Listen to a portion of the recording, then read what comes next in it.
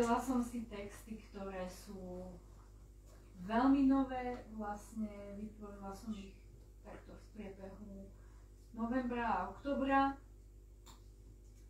A moja prvá báseň sa volá Vytrhávanie mäsa kozmetickou pinzetou. Pracovným týždňom bdiem do polnoci a zo zmyslu sústrasti očakávam, že sa bordel mama zľutuje a hodí mi spálené ohorky cesta na čerstvú cementovú zem. Raz budem zabalená do osušky, cítim, čo už tam neprúdi a neurčitý strach z istých práv, ako je múčna zápraška do polievky, ambra tvojho druhu. Zaviažte mi oči na 9.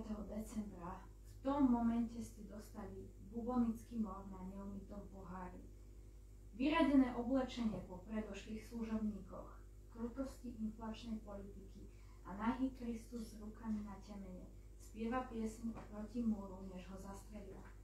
A úsmev Mexičana z reklamy na malinovku. Je to billboard pre jedinečnú neprítomnosť. Billboard pre vykoľajený vlak.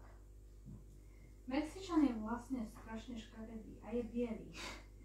Nepovšimnutá Mary Curie Sklodovská na maturitnom večierku v Berlíne, fajčiaca tabak z lúpenej rúží, s rozostupmi, sivých dní štúdia a masturbácie na internátnych sprchách. Frakcie Rebeky. Bez mesiacov vyprázdnená od obydlí. Na rohu miestnosti fľaša s odrezaným hrdlom. Kto sa podujme ostrosti hluchého sveta a tvojich stien? Nerozumiem odvahe a očakávaniam, ani tvojim dlhom. Jediná vec, ktorú viem naisto, je, že smrť so sebou niečo berie. Chýbajúcu kartu z balíka a všade po zemi poodtrhané ruže. Už sme opustili svoje astrálne telo. Môj strýko bol členom SS. Už ho nejako nevzrušujú tanga s leopardým vzorom, ani diptych kohúta na klátiku s podrezaným hrdlom. Čo teda dnes spočinie na jeho tanieri? Syndrom rodného mesta pre požívanie obiet zanechal otlačky samíc. Úplne najťažšie je sa potajomky a postupne zbavovať vlastných orgánov.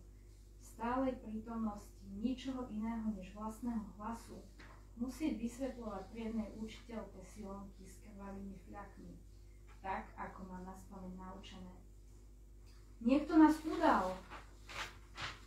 Možno bleskovo, alebo tá mladá židovka hrajúca na klarinete, s riedkými vlasmi po pás. Rodičov už nemá, žije u starého hodinára. Ale ani tá najdrobnejšia sestra nevyšla v ústrety obetiam schematizmu. Kvet je preč a korene ostali v zemi. V mojom živote už nemáš žiadnu moc.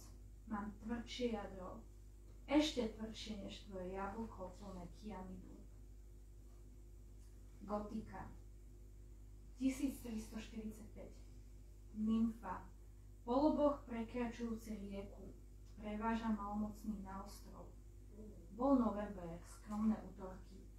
Po bohoslúžbe za zosnulých pchali farárovi do úzhole koruny. Páže držalo kráľovninu vlečku, kým nesúdržný sprievod obchádzal zanedbané hroby stavatierok.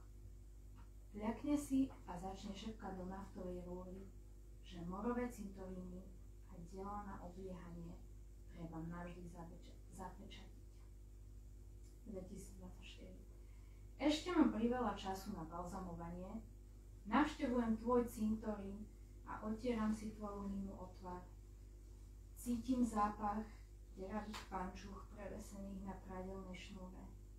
Milujem sa sama so sebou v kúte a myslím na to, že vypustím koniec obývacej izby. A posledná delenia mohyla, ktorú venujem Dominike Moravčikovej. Na oblinách skál otvorené rany môžu mokvať vo vypršanej absencii esencie, už len pre martýrium zámernej temnoty. Pre deti, ktoré nikdy nevypustili na ihrisko, rozsýpa kyslá matrona bez nápoja mučku v tme a dezinfikované ihly v páse prelomené a mních v laboratórnom plášti zaznamenáva výsledky jednotlivých dojníc v lítroch. Je stále ťažšie zatajovať, že smrť si čmára na okraj môjho zošita. Neslúžiš mi, kreatúra.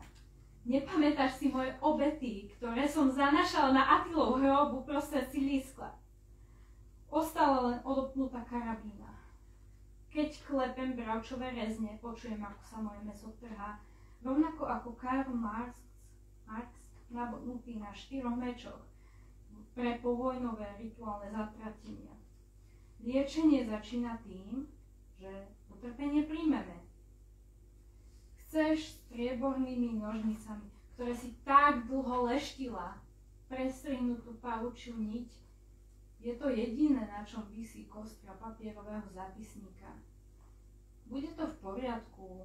Umrieš v lese obklopená machom a divou zverou s otázkou, kedy sa najem.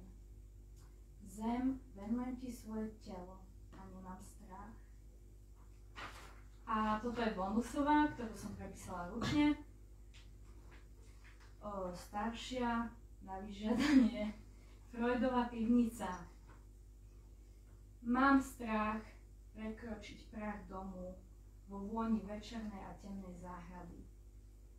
Znesiem sa len dívať na opustené dezinfekčné prostriedky povalané na zemi, ako pes, ktorému dali vyoperovať hlasivky. Ako predpôrodné reči a starobá hôr. Na maličku hodvábnej vôcky poťahujem jemný penis. Urobil sa, vystrekol zo seba atrament. Bronzové echá spolu soli. Panny zablúdili v nábreží pouličných hlám. Ťahajú ma noci vtelenia. Ich pozývanie kostí. Pýtajú sa, kde je tvoja cigánska dcéra s husľami? Aký orteľ nad nami vyriekne? Vstúpim do emócie a je tam morová múza. Mapuje moje zárezy. Poblúznenie, stará Európa. Prepichovanie nosa pridáva na útoku. Tlak v brzdnom valci sa zvyšuje a ty mi vstupuješ do žíl ako vtelenie bez pontónov. Počuješ ich. Schizofrenici musia prežiť ďalšiu zimu. Potlačené spomienky na územie hadov, zmes objatí a odmietnutia, musia pochopiť a prijať zakázané časti domu. Počujem pradenie, počuť niť. Panenské lona ležia vo vôni slnka. Kvety sa rozvili. Kľačí nahý v kúte pri peci. Snaží sa zastaviť krvácanie z natrhnutej pery. Oviňme ho suchou metou, mliež morí. Na pážati mečov ostali moje cestičky od červotočov. Vyvolal mi krvácanie, roztrhol si môj sláčik, ale musíme pochopiť a prijať mozole pri výrobe čaju. Musíme pochopiť a prijať košickú robotnícku triedu. Rozobraný šiaci stroj, utopenie v kozom mlieku, kam ukryjem tvoje kosti.